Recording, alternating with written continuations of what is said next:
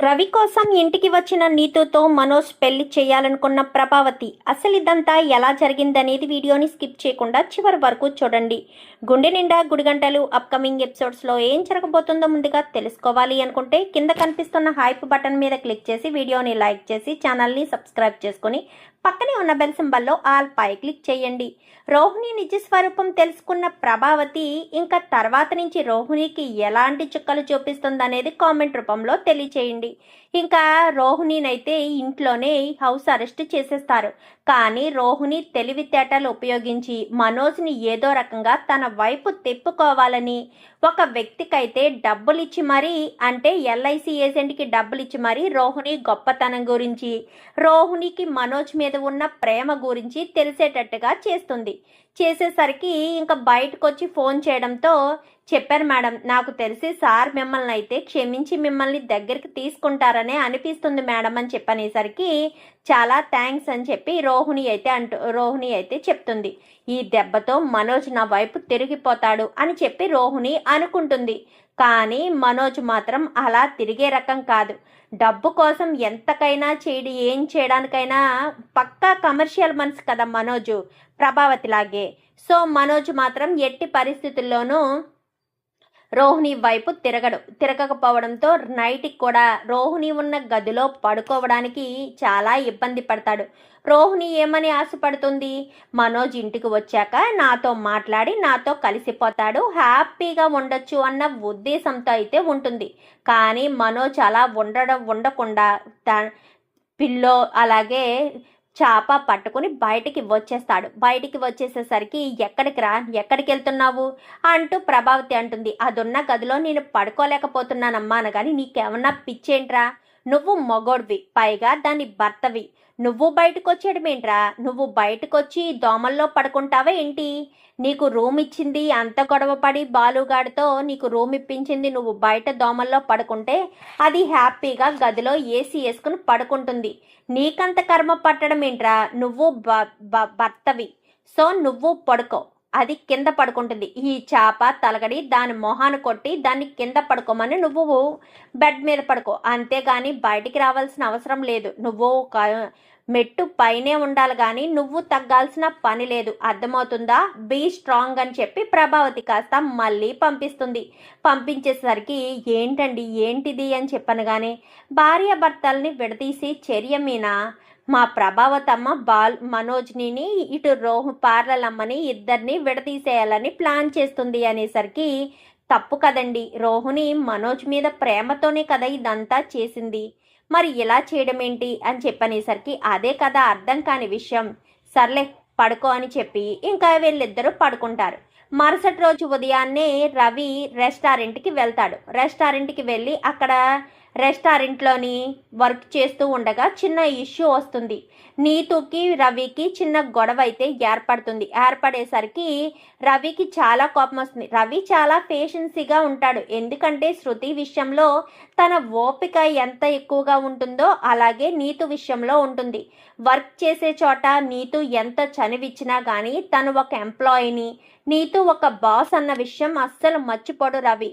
తన హద్దుల్లో తను ఉంటాడు. ఎంత నీతు ఫారెన్లో చదువుకుని వచ్చి స్పీడ్ కల్చర్కి అలవాటు పడినా రవి మాత్రం తన కంట్రోల్లో ఉండాలని అనుకుంటాడు. ఒక్కొక్కసారి ఫ్రెండ్లా చనువు తీసుకున్నా కానీ రవి మాత్రం తన హద్దులు తనకు తెలుసు. అలాంటి సమయంలో ఒక చిన్న ఇష్యూతో ఇంకా రవికి నీతుకి పెద్ద గొడవే జరుగుతుంది.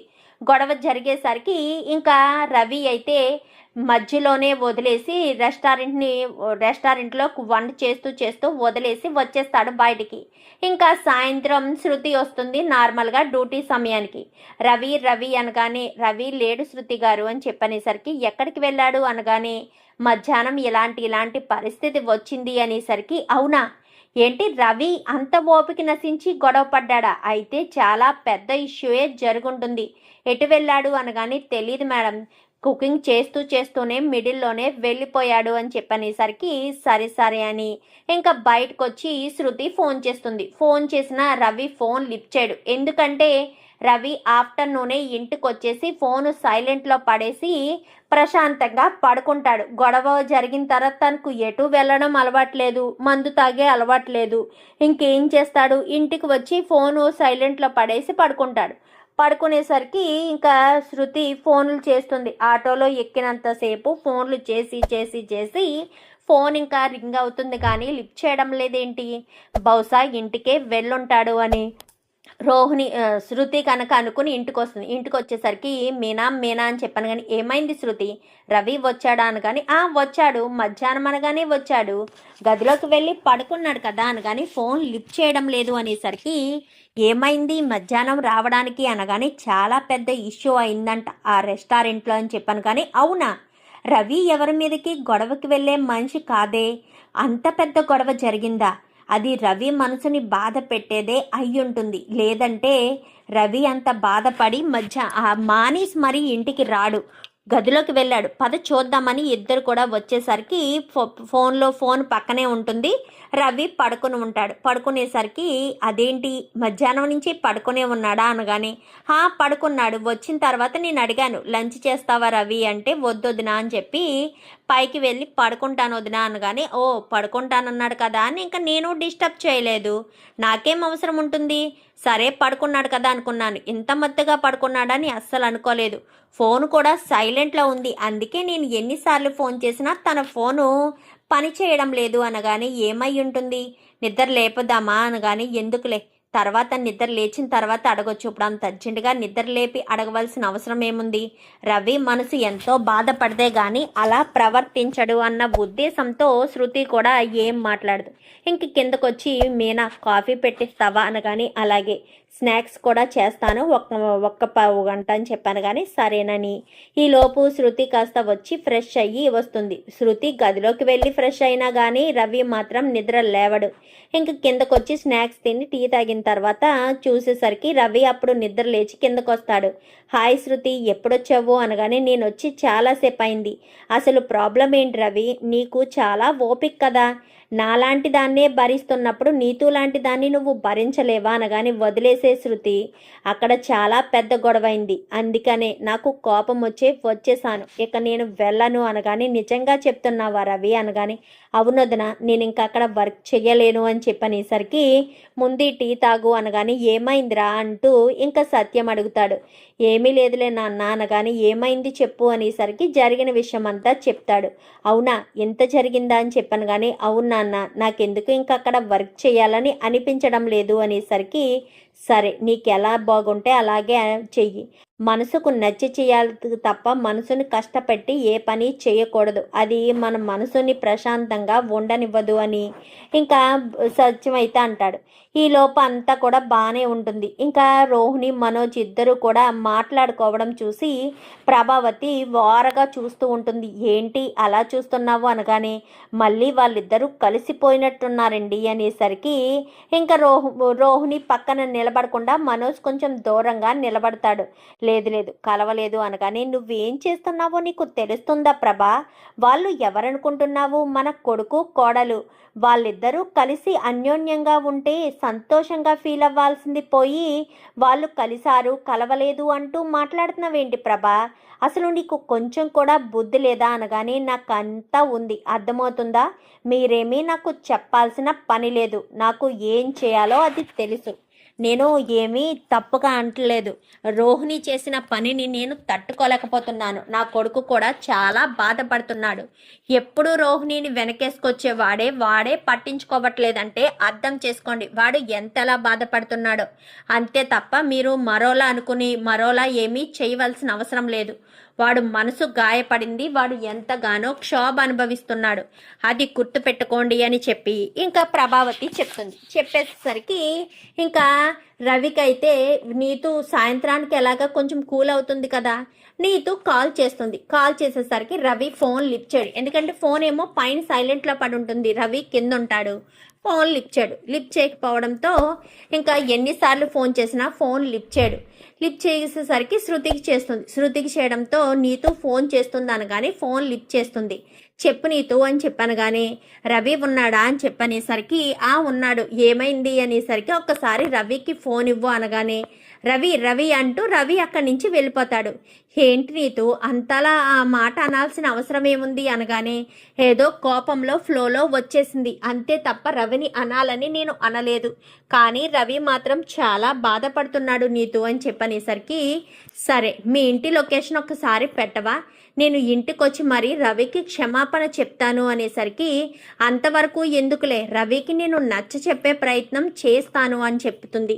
చెప్పినా కానీ రవి వినే ప్రయత్నం చేయడు. నేనే ఇంటికి వస్తాను, లొకేషన్ పెట్టు శృతి అని చెప్పాను కానీ సరేనని లొకేషన్ సెండ్ చేస్తుంది.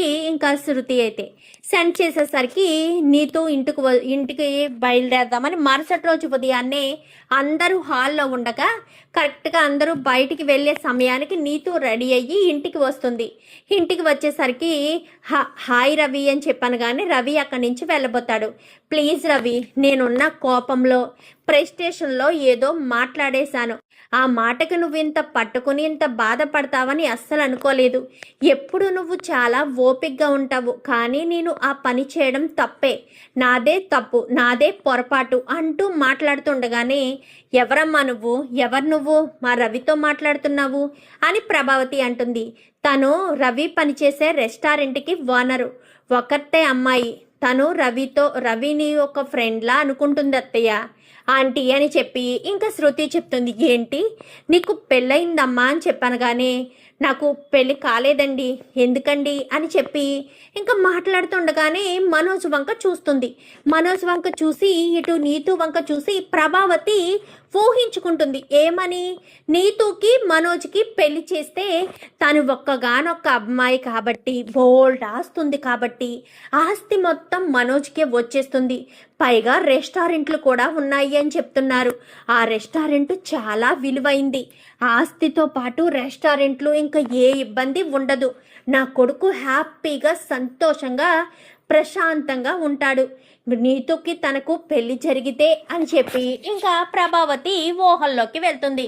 ఊహల్లోకి వెళ్ళేసరికి ప్రభావతి పెళ్లి చేసినట్టుగా ఇంకా ఒంటి నిండా బంగారంతో నీతు ఇంట్లో అడుగు పెట్టినట్టు మనోజు చాలా సంతోషంగా ఉన్నట్టు, ఇద్దరు చాలా హ్యాపీగా ఉన్నట్టు ఇంకా ఇంట్లోకి రావడం చూస్తారు. ప్రభావతి అయితే వాళ్ళను చూసి మురిసిపోతూ ఉంటుంది. ఆ నీతు మెడలో ఉన్న నగలన్నీ కూడా చూసి తెగ సంబరపడిపోతూ ఉంటుంది ప్రభావతి. ఇంకా రోహిణి పక్కన నిలబడి ఏడుస్తున్నట్టు, మీనా బాలు ఇంత బంగారం వచ్చేసిందా అన్నట్టు షాక్ అయినట్టు. అంటే ప్రభావతి ఊహల్లో వాళ్ళు అదే కదా, వాళ్ళకి బంగారం మీద ఆశ లేదు, వేరే వాళ్ళ వస్తువుల మీద ఆశ ఉండదు బాలుకి మీనాకి. కానీ ప్రభావతి దృష్టిలో కాదు కదా, ఏమైనా సరే వాళ్ళు అలాంటి వాళ్ళే కుళ్ళుపోతోళ్ళు అని అనుకుంటుంది కదా. సో అదే ఊహతో ఊహించుకుంటుంది. ఇంకా వీళ్ళిద్దరూ కూడా చాలా హ్యాపీగా ఉంటారు. రోహిణిని ఇంకా మెడపట్టి బయటకు గెంటేసినట్టు, రోహిణి ఇంకా మనోజ్ జీవితంలో లేనట్టు తెగ సంతోషపడుతూ చూస్తూ ఉంటుంది. ఏం చేస్తున్నా ప్రభా అనగానే వీళ్ళిద్దరికీ పెళ్లి జరిగింది కదండి, నాకింకా సంతోషంగా ఉంది, అందుకే ఈ ఏడుపు కొట్టిది ఇంట్లో ఉండకూడదనే దాన్ని మెడపట్టి బయటకు గెంటేశాను. ఇంకా అది మన జీవితాల్లో ఉండకూడదు, విడాకులు కూడా వచ్చేసాయి కానీ దాన్ని ఇంక ఇంట్లో ఉండనివ్వకూడదు అని చెప్పి ప్రభావతి కాస్త ఊహించుకునేసరికి ఇంకా ప్రభావతి నీతోని పట్టుకుని ఊహించుకుంటుంది. ఇదంతా కూడా అందరూ కూడా అమ్మా ఏం చేస్తున్నావు అని చెప్పి అందరూ కూడా ప్రభావతిని పట్టుకుని మా అమ్మ అని పిలుస్తూ ఉంటారు. పిలుస్తూ ఉండేసరికి ప్రభావతి మాత్రం ఆ కళలో ఆ నీతు చుట్టూ తిరుగుతూ ఉంటుంది. నీతుని పట్టుకుని తడమడం, నీతుని గట్టిగా పట్టుకోవడం, తన చుట్టూ బంగారం అంతా చూసి ఓ తెగ మురిసిపోవడం, ఇదంతా కూడా ఊహించుకుంటూ ఉండగానే ప్రభాతమ్మ అంటూ గట్టిగా పిలుస్తాడు బాలు. పిలిచేసరికి ఒక్కసారిగా తొలిక్కి పడుతుంది. ఏంటి ఇదంతా నా భ్రమణ అని చెప్పి అనుకుంటూ ఉండగానే, ఏంటి ప్రభావతమ్మ ఎక్కడ లేవా, ఎటెళ్ళేవు అని చెప్పనేసరికి ఈ నీతుకి మనోజ్కి పెళ్లి చేసినట్టు నాకు ఒక ఊహ వచ్చింది. ఎంత బాగుందో, నీతి ఒంటి నిండా బంగారం వేసుకుంది, పక్కన మనోజ్ గారు కూడా ఎంతో బాగున్నాడు. ఈ రోహిణిని ఇంట్లోంచి బయటకు గెంటేశాను, కానీ మీ ఇద్దరు మాత్రం కుళ్ళుకుంటున్నారా? నువ్వు మీనా మాత్రం కుళ్ళుకుంటున్నారు. ఎందుకంటే నా మనోజ్కి కోటీశ్వర్లైన అమ్మాయి ఇంటికి భార్యగా వచ్చినందుకు, ఒంటి నిండా బంగారంతో దగదగలాడుతున్నందుకు మీరు కుళ్ళుకుంటున్నారా అని చెప్పనేసరికి, రవి ఏంటిది, మీ అమ్మగారేంటి ఏంటేంటో మాట్లాడుతున్నారు అని చెప్పాను. కానీ sorry Neetu, sorry Ravi, please Ravi నువ్వు రా రవి, నువ్వు లేకపోతే అక్కడ ఏదోలా ఉంది రవి, ప్లీజ్ రవి నువ్వు కనిపించకపోతే నేను నిజంగా తప్పు చేశాననే గిల్ట్నెస్ నాకు అనిపిస్తుంది. తప్పు చేశాను అని ఒప్పుకుంటున్నాను కదా, పైగా క్షమాపణ కూడా చెప్తున్నాను కదా, నోరు జారి ఆ మాట అనడం నాదే తప్పు, దయచేసి ప్లీజ్ రవి అని చెప్పాను. కానీ అంతలా నీతు క్షమాపణ చెప్తుంది కదరా, వెళ్ళు అని చెప్పి బాలు అంటాడు. అవును రవి అని చెప్పి శృతి అనేసరికి ఇటు మీనా కూడా వెళ్ళు అని చెప్పాను. కానీ సత్యం కూడా అలా అంటాడు. సర్లే వస్తాను అని చెప్పాను, కానీ ఈ రోజు నుంచే రావాలి అనేసరికి, సరే నువ్వు వెళ్ళు నేను వస్తాను, శృతిని తీసుకుని శృతిని డబ్బింగ్ స్టూడియో దగ్గర డ్రాప్ చేసి వస్తాను అనగాని, ఎందుకు మనం మన కారులో వెళ్తాము, శృతిని డబ్బింగ్ స్టూడియో దగ్గర డ్రాప్ చేసి మనం కారులో వెళ్ళిపోదాము, సాయంత్రం కావాలంటే క్యాబ్ బుక్ చేసి ఇద్దరు వెళ్తురు కానీ అని చెప్పనేసరికి, నువ్వేమంటావు శృతి అనగానే, సరే పద అని చెప్పి ఇంకా ముగ్గురు కూడా బయలుదేరతారు. ఇంకా బాలు మీనా అయితే చాలా సంతోషపడతారు. కానీ వెళ్ళిన వెంటనే నీతుతో ప్రభావతి కలకన్న కల గుర్తు తెచ్చుకుని ఓ తెగ పగలబడి నవ్వుతూ ఉంటాడు. ఇంకా బాలు అయితే, ఏమైందిరా ఏం జరిగింది అనగానే, ఈ సెకండ్ హ్యాండ్ గాడికి అంత కోటీశ్వరరాలైన అమ్మాయి భారీగా వస్తుందా, ఏం ఊహించుకుంటుందో ఈ ప్రభావతమ్మ, ఆస్తి ఆస్తి ఆస్తి, అలా ఆస్తి అని వెంబర్లాడడం వల్లే కదా ఒక మోసగత్తి ఇంటికి కోడలుగా వచ్చింది. మళ్ళీ అదే తప్పు చెయ్యాలనుకుంటున్నారు. మంచి సంబంధం చూసి పెళ్లి చేయడం మంచిది, అంతే తప్ప ఇలా చేయకూడదు అని చెప్పనేసరికి ఇంకా ప్రభావతి మోహన్ చిన్నపుచ్చుకుని అక్కడి నుంచి వెళ్ళిపోతుంది. ఏంటి నాన్న ఇది అనగానే, అదేరా బాబు, నాకు అసలు ఎదుటి వాళ్ళ డబ్బు మీద ఎలాంటి ఆశ ఉండదు, కానీ మీ అమ్మకు మాత్రం ఎంత ఆశ చూస్తున్నావు కదా అనగానే, అవును నాన్న నిజమే, ప్రభావతమ్మ ఇలా ఉంటుందని అస్సలు అనుకోలేదు అని చెప్పనేసరికి, మీ అమ్మ మొదటి నుంచి ఇంతేనా అని చెప్పాను. కానీ మీ అమ్మ మొదటి నుంచి ఇంతేరా, అంతే, వేరే వేరే దానికోసం వెంపర్లాడడం బాగా అలవాట్లే మీ అమ్మకి అని చెప్పి ఇంకా సత్యం అయితే అంటాడు. అనేసరికి, సరే నాన్న నాకు ఇంకా ట్రిప్కు వెళ్ళే పని ఉంది, నేను ట్రిప్కి వెళ్తాను, మీనా వెళ్ళొస్తాను అని చెప్పాను. కానీ సరేనండి అని చెప్పి ఇంకా మీనా చెప్పడంతో ఇంకా అక్కడి నుంచి ఎవరికి వాళ్ళు ఎవరి పనుల్లో వాళ్ళు వెళ్ళిపోతారు. ప్రభావతి ఈ వచ్చిన ఊహ గురించి కామాక్షికి చెప్పాలి కదా, కామాక్షికి చెప్పకపోతే తన కడుపుబ్బరం పెరిగిపోతుంది కదా. సో కామాక్షి దగ్గరికి కామాక్షి కామాక్షి అని చెప్పాను. కానీ ఏంటదినా ఏమైంది, ఎందుకంత ఆతృత, ఎందుకంత కంగారు, ఏం జరిగింది వదిన అని చెప్పాను. కానీ ఏం జరగడం ఏంటి, ఆ నీతుకి మనోజ్కి పెళ్లి జరిగింది అనగానే, ఏంటి నీతుకి మనోజ్కి పెళ్లి జరిగిందా, నీతు ఎవరు, మనోజ్కి పెళ్లి జరగడం ఏంటి, రోహిణికి ఆల్రెడీ మనోజ్కి పెళ్లి జరిగింది కదా వదిన, వాళ్ళిద్దరూ కలిసి ఉంటున్నారు, పైగా మీ అత్తగారు వచ్చి కలిపింది అని చెప్పావు, ఇప్పుడేంటి ఇలా మాట్లాడుతున్నావు అని చెప్పాను. కానీ ఆహా, నీతు రవి కోసం ఇంటికి వచ్చింది, అప్పుడు నీతుని చూశాను, అప్పుడే నేను ఊహించుకున్నాను మనోజ్కి నీతుకి పెళ్లి జరిగినట్టు. ఈ రోహిణి ఏమో ఏడుస్తూ పక్కనే నిలబడింది, ఆ బాలు మీనా ఏమో మనోజ్ గాడికి ఇంత అదృష్టం కలిసి వచ్చిందని వాళ్ళు కుళ్ళుకుంటున్నారు. నేను మాత్రం చాలా సంతోషంగా ఉన్నాను. నీతుని మనోజ్ పెళ్లి చేసుకుంటే ఇలాగే ఉంటుంది కదా వదిన అని చెప్పాను. కానీ నీ ఆశకు అద్దే లేదు వదిన, ఏం చేస్తున్నావో నీ ఆశకు అద్దే కనిపించడం లేదు. అసలు ఆ అమ్మాయి ఎందుకు మనోజ్ని చేసుకుంటుంది, పైగా మనోజ్ సెకండ్ హ్యాండ్, ఆల్రెడీ పెళ్లి జరిగింది, సంవత్సరంన్నర కాపురం చేశాడు, ఆ, అలాంటిది మనోజ్ని ఆ అమ్మాయి పెళ్లి చేసుకుంటుందా? ఆ అమ్మాయి ఏమో రవి పని చేసే రెస్టారెంట్ ఓనర్ కూతురు అని అంటున్నావు. ఏం మాట్లాడుతున్నావు వదిన? ఊహించుకోవడానికైనా ఒక అద్దు పద్దు ఉండక్కర్లేదా? ఓహదే కదా వదిన, ఏమైంది? ఏం కాలేదు కదా అని చెప్పనేసరికి, ఓయమ్మో నువ్వు ఇలా ఉన్నావేంటి వదిన? ఆశకే చీర జాకెట్టు కట్టినట్టుగా కనిపిస్తున్నావు కదా, అందుకే బాలుగాడు ఆశావతి ఆశావతి అంటూ మాట్లాడుతూ ఉంటాడు అనగాని, వాడి పేరు ఎత్తొద్దు వదిన, వాడు చూస్తుంటేనే నాకు కంపరంగా ఉంది. అవునవునులే, కంపరంగానే ఉంటుంది నీకు, రోహిణికి, మనోజ్కి. ఎందుకంటే మీరు చేసే ప్రతి తప్పుని బయటికి తీసుకొచ్చేవాడు వాడే కదా. తప్పుల మీద తప్పులు చేసి మోసాలు చేసి మీరు ఎదుటి వాళ్ళకి ఏ విషయం తెలియకుండా ఉండాలని మీరు అనుకుంటారు. కానీ బాలు మాత్రం విషయాన్ని బయటికి తేవాలని అనుకుంటాడు కదా, అందుకని వాడంటే మీకు ఇష్టం ఉండదులే అని చెప్పి మాట్లాడేసరికి, అది కాదు మీ కామాక్షి అని చెప్పాను కానీ, చాలే వదిన ఉండు, టీ పెట్టి తీసుకొస్తాను. ఇప్పటి వరకు నీకొచ్చిన ఊహ గురించి, అది ఎప్పటికీ నిజంగాని ఊహ గురించి తెగ ఆయాస పడిపోతూ చెప్పావు కదా, ఉండొదినా కాఫీ తీసుకొస్తాను అని చెప్పి ఇంకా లోపలికి వెళ్తుంది. దీనికి కుళ్ళు, నా కొడుక్కి గొప్ప సంబంధం వచ్చేస్తుందని, నా కొడుకు గొప్ప స్థాయికి వెళ్ళిపోతాడని, కోటీశ్వరుడింటికి అల్లుడైపోతాడని దీనికి కుళ్ళు అని చెప్పి ఇంకా ప్రభావతి కాస్త కామాక్షిని తిట్టుకుంటుంది. ఆ ఊహ నిజమైతే ఎంత బాగున్నో, మనోజ్కి ఇంకా ఏ ఇబ్బంది ఉండేది కాదు. హ్యాపీగా కాలు మీద కాలేసుకుని దజ్జాగా ఉండేవాడు నా కొడుకు. నా కొడుకుని అలాగే చూడాలనుకున్నాను. ఈ దరిద్రపు గొట్టది నా జీవితంలోకి వచ్చి ఇంత పని చేసింది. అసలు ఇది కామాక్షి వాళ్ళ ఇంటికి రావడం వల్లే కదా నాకు కనిపించింది. అయినా నాకు డబ్బాసుందని నేను అంతలా ఆశపడుతున్నానా? ఎదుటి వాళ్ళ డబ్బుల కోసం నేను అంత ఆరాట పడుతున్నానా అని ప్రభావతి తన తానే ప్రశ్నించుకునేసరికి, ఇదిగో వదిన కాఫీ అనగానే, ఏంటి ఇంకా దాని గురించి ఆలోచిస్తున్నావా? చూడొదినా, ఎంత అనుకున్నా, మాట అనుకున్నా, ఏమనుకున్నా మనోజ్ రోహిణి భార్యాభర్తలు. మనోజ్కి మరొక పెళ్ళి కుదిరితే ఆ అమ్మాయి ఎలాంటిదో తెలీదు. రోహిణి ఆల్రెడీ నీ ఇంటి కోడలుగా ఉంది. తనని బాధ పెట్టడం అంత మంచిది కాదు. రోహిణికి విడాకులు ఇచ్చి రోహిణిని నువ్వు వదిలించుకోవాలని చూసినా రోహిణి మాత్రం మనోజ్ని వదులుకోదు. ఎందుకంటే మనోజ్ అంటే రోహిణికి ప్రాణం. మనోజ్ కోసమే కదా ఇన్ని అబద్ధాలు, ఇన్ని మోసాలు చేసింది. మరి అలాంటి తప్పుడు మనోజ్ని వదిలేసుకుంటుందని ఎలా అనుకుంటున్నావు? మనోజ్ని వదిలేసి ఉండగలదు అని ఎలా అనుకుంటున్నావు?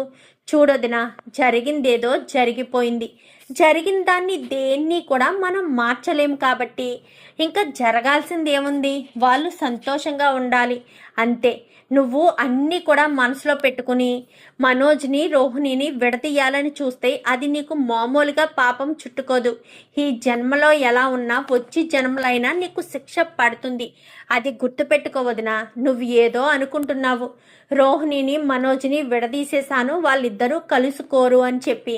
అది ఎప్పటికైనా అబద్ధమే వదినా అని చెప్పనేసరికి, సరే ఇప్పుడు నన్ను ఏం చేయమంటావు అనగానే, నేను ఏమీ చేయమని చెప్పడం లేదు, కానీ ఒక్కటి మాత్రం గుర్తుపెట్టుకో అని చెప్తున్నాను.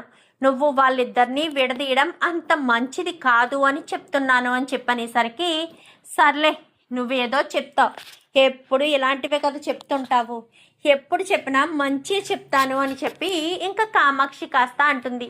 సరే అని ప్రభావతి కాస్త ఇంటికి వచ్చేస్తుంది. ఇంటికి వచ్చేసేసరికి ఇంకా రోహిణి గదిలోనే ఉంటుంది. ఏంటే ఏం చేస్తున్నావు? ఏ శృతి పార్లర్కి వెళ్ళమని అడిగింది కదా, పార్లర్కి పోవచ్చు కదా అనగానే, వెళ్తానత్తయ్య, ఇప్పుడు వెళ్తాను అని చెప్పాను కానీ వెళ్ళు.